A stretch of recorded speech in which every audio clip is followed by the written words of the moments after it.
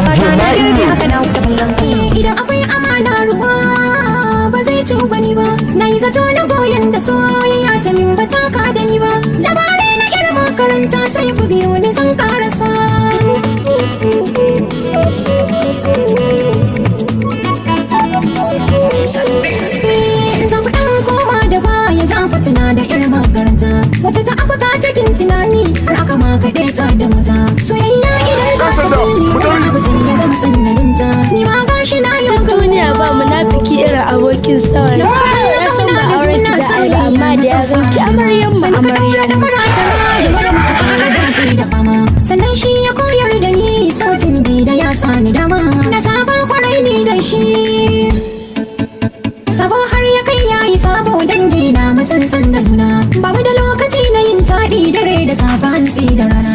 Har 'yan unguwar mu sun san shi shi dan shi ne kadai saurayina. In ba da shi ba na kulla kowa. Shi ma dai yana tausayina, a kansa ne na fara soyayya. Ko kalma ta so ya furta min sai na rufe ido na da kunya.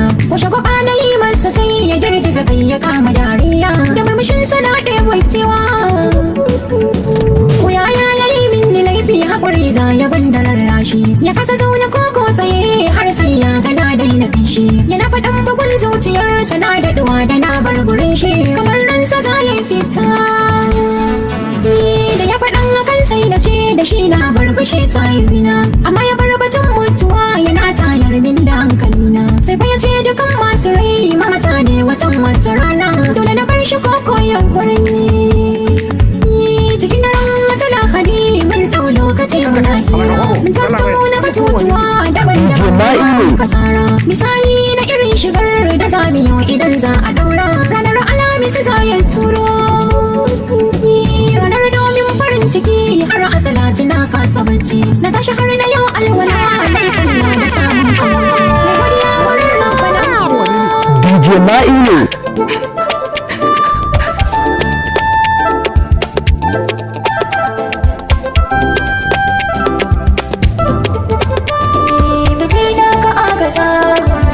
Kusa da daina kuka, ka san bani lokacin ka, ka ji tausayina.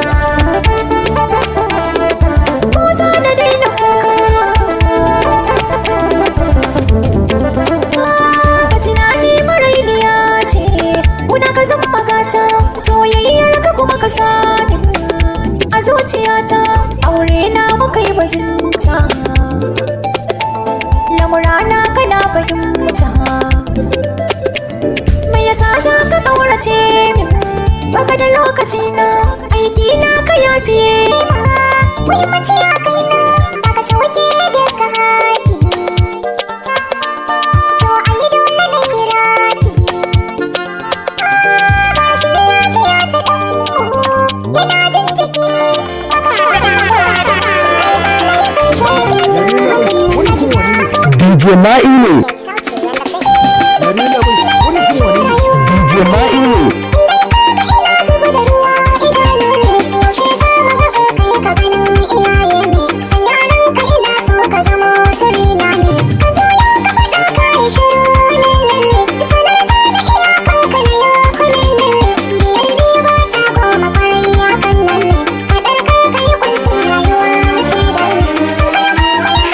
She is a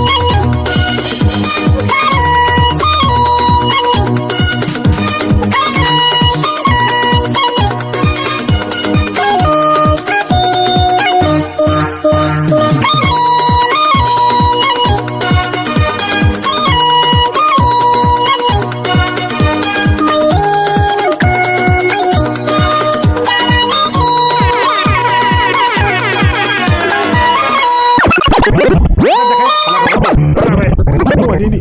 DJ Ma'i ne.